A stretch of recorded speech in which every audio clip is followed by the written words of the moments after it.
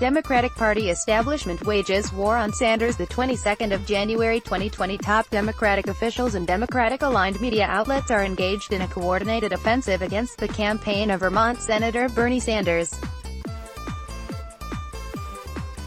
In an extraordinary interview published Tuesday, the 2016 Democratic presidential candidate, Hillary Clinton, denounced Sanders and refused to commit herself to support Sanders if he wins the Democratic presidential nomination this year. Clinton was being interviewed about a forthcoming documentary set to premiere at the Sundance Festival and air on Hulu beginning March 6. He was in Congress for years. He had one senator support him.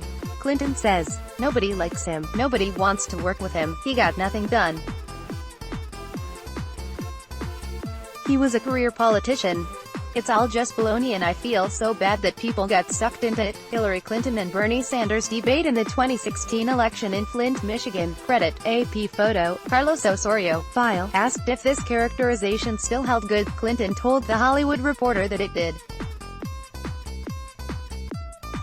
Asked if she would support Sanders if he won the Democratic nomination this year, Clinton declined to say, adding, "I'm not going to go there yet. We're still in a very vigorous primary season." She went on to denounce Sanders and his core advisors, who include his wife Jane, former Ohio State Senator Nina Turner and other women, as incorrigibly sexist. "It's his leadership team. It's his prominent supporters. It's his online Bernie bros and their relentless attacks on lots of his competitors, particularly the women," she said, adding that Sanders seems to really be very much supporting it. With this vicious personal smear, Clinton reminds the public why she was so hated in 2016. As the embodiment of the corrupt Democratic Party establishment, she managed to lose the presidential election to Donald Trump. Her refusal to say that she would support Sanders is remarkable. In effect, Clinton is suggesting that she might side with Trump against the nominee of her own party. Clinton's statement is the culmination of a week of political provocations and personal attacks. The offensive was set off by the political stink bomb launched with the help of CNN by Senator Elizabeth Warren, who claimed that at a private meeting in 2018, attended only by the two senators, without aides, Sanders told her that a woman could not win the presidency in 2020. Sanders has repeatedly denied this claim and pointed out its absurdity, since Hillary Clinton actually won the popular vote in 2016. Leading up to that campaign, he met with Warren and offered to support her in a challenge to Clinton for the Democratic nomination. Sanders ran himself only when Warren told him she would not. New York Times columnist Paul Krugman, a longtime media mouthpiece for the Democratic establishment, provided his own contribution Tuesday by denouncing the Sanders campaign for allegedly lying about former Vice President Biden's support for cuts in Social Security. Krugman takes a minor campaign incident, a Sanders aide posted an out-of-context video snippet of Biden, as though it was a political crime, describing it as bad, almost Trumpian. He adds, "The last thing we need is another president who demonizes and lies about anyone who disagrees with him, and can't admit ever being wrong." In fact, Biden did at one time speak of cutting Social Security cost of living increases. These denunciations coincide with the heavily publicized joint endorsement of Senator Warren and Senator Amy Klobuchar by the editorial board of The New York Times, in a statement published in its Monday print edition. While the editorial was not headlined "Anybody but Sanders," that is the essential thrust of it. The Times' effort to boost Warren against Sanders is deemed particularly urgent by the party establishment, given Sanders' rise in the polls in both Iowa and New Hampshire, the first two states where voting will take place in early February. With greater enthusiasm, the newspaper also promotes Klobuchar, rather than former Vice President Joe Biden or former South Bend Mayor Pete Buttigieg, as the candidate of what the Times terms the realist wing of the Democratic presidential field. The joint endorsement of two female candidates, one for each lane of the nomination contests, radical and realist in the editorial's phrasing, serves the Times' relentless campaign to inject race and, in this case, gender, into American politics, while downplaying class and economic inequality. Thus the editorial concludes with the injunction, "May the best woman win." What do Clinton, Krugman and the Times editors fear? The Democratic Party has two principal constituencies, finance capital and the CIA. Both of these constituencies are opposed to a Sanders nomination. They do not want to run an election that makes an appeal to opposition to social inequality or war. Sanders has returned to the latter theme in the wake of Trump's assassination of Iranian General Soleimani. The vicious tone of Clinton's declaration is revealing. If Sanders were to become the frontrunner for the nomination, the party establishment and the media would seek to wreck his campaign.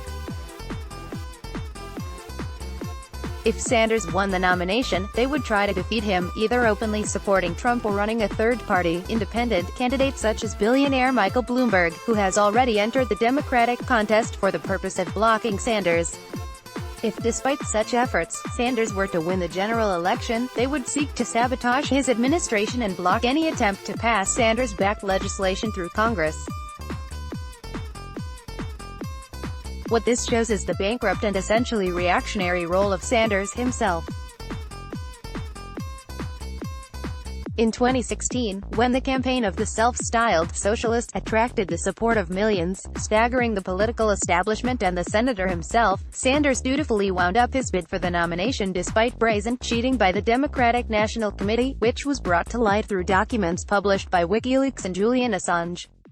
The senator, who won wide support decrying the influence of the billionaire class, turned on a dime and endorsed and campaigned for the chosen candidate of Wall Street, Hillary Clinton. This year, while Clinton will not pledge to support Sanders, Sanders has already committed to supporting whichever candidate wins the Democratic nomination. This is under conditions where millions of workers and youth have already demonstrated through strike action and protests in the street that they are prepared to go far beyond the political limits prescribed by the Democrats, the second oldest capitalist party in the world.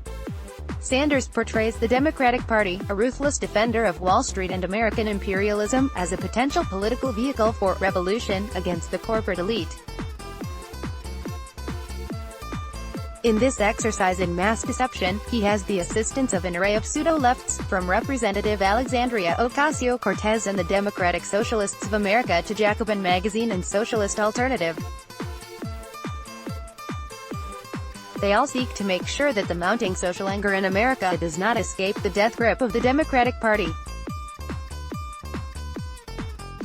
Sanders is not the spokesman of the political radicalization of workers and youth and the growing opposition to capitalism. Rather, his role has always been to contain this opposition within the framework of capitalist politics. His political revolution has boiled down to an effort to convince his supporters to support the Democratic Party. For these services, Sanders is kicked in the teeth, which only demonstrates the futility of what he claims is possible. To defend jobs, living standards and democratic rights and oppose the growing threat of imperialist war, workers and young people must break out of the straitjacket of the Democratic Party. Not a single step forward can be taken in the struggle against capitalism and imperialism without establishing the political independence of the working class from all the corporate-controlled parties. This is a perspective that will be fought for by the Socialist Equality Party in 2020. Patrick Martin, the author, also recommends Obama spearheads campaign against Sanders' nomination as Democratic presidential candidate, the 2nd of December 2019. No to American fascism. Build a mass movement to force Trump out. The 14th of October 2019. Contribute to the fight for socialism in 2020-2019 has been a year of mass social upheaval. We need you to help the WSWS and ICFI make 2020 the year of international socialist revival. We must expand our work and our influence in the international working class. If you agree, donate today.